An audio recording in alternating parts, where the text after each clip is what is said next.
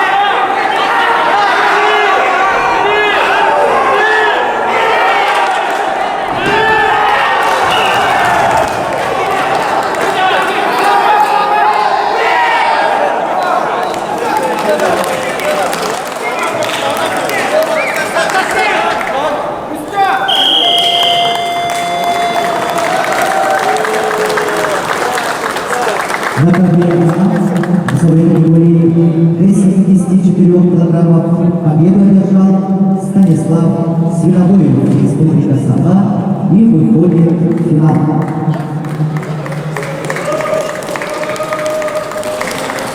На ковре приглашаются Алмат Абакумов, Республика Саха-Якутия, Никита Жангалов, Республика Бурятия.